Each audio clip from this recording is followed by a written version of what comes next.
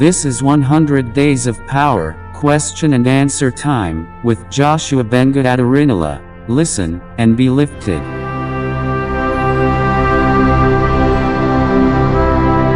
This is Winning Wisdom 100 Days of Power, question and answer section.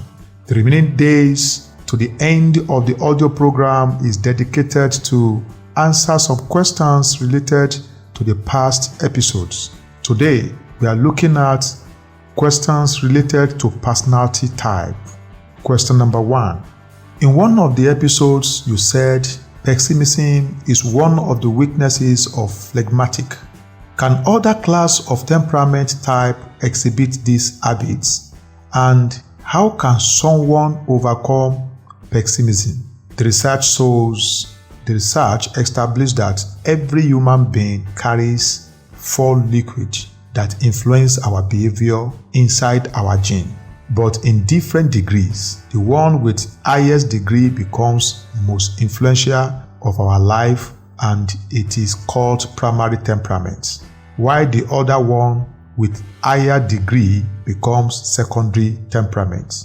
And we should not forget that these personality types cannot be changed but can be modified. Meanwhile, when we are exposed to some certain circumstances or environments, there is probability of exhibiting other types of personality.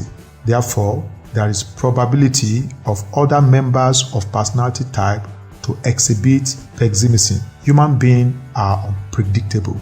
I know a highly choleric personality, and it is very difficult for him to perceive life from positive angle. His heart seems to tend towards negativity. Therefore, it's very difficult to be corrected. Secondly, upbringing of a child shape how his or her mind functions. For example, most children from a hostile family whereby the parents separated or divorced, they may be suspicious, resentful, or hostile. They view life as competition and always troubled by the sense of enmity because of their background. Now, how can you overcome pessimism? The main problem is not pessimism but inability to face the fact and be realistic enough to recognize that pessimism is a problem which can be solved. 2. Pessimism is a thought pattern which was developed over a period of time, or it is a personality type weakness that was not adequately controlled during upbringing. Therefore, it will take time, effort, determination, commitment, and patience to break the habits. 3. The person should be ready to go through the process because bad habit is easy to build but difficult to break, while good habit is difficult to build but easy to break. 4. The person must surrender himself or herself to the authority of God. Salvation does not end at confession. The book of wisdom says, with fear and trembling, we should work out our salvation. Philippians chapter 2 verse 12. That was the first step before the application of the principle of displacement and replacement. I advise that the concerned person endeavor to contact us so we can help design a program to refertilize his or her mind and be more productive and enjoy life to the fullness. Question number 2. You advise that people should go for temperament tests before they go into marriage. What about those that got married without carry out temperament tests? If they discovered their personality cannot dwell together, what do you suggest? The question is divided into 2. First, it may sound hard, but realistically, love is not enough to hold a marriage. Just like genotype test is important to success of a marriage, so also personality type test. Both genotype and personality type are inside the blood. They are very important to life and survival of our relationships. Remember I said that no temperament is superior, neither inferior. No personality is bad, neither good.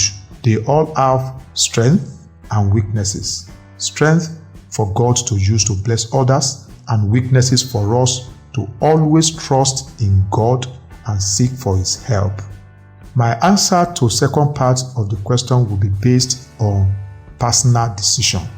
There are people that got married without any personality test and they are living together happily. Once they can master the weaknesses of their personality and decide to live together, perfect. That is brilliant.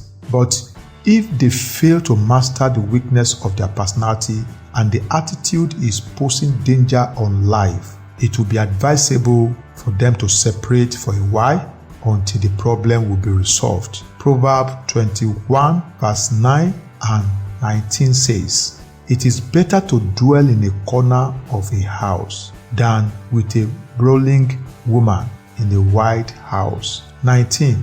"It is better to dwell in a wilderness than with a contentious and angry woman." The most important is for both husband and wife to submit themselves to personal development that will help them manage their differences and live happily. I will continue tomorrow. Till then, keep on, keep faith. Godspeed. Thank you for listening.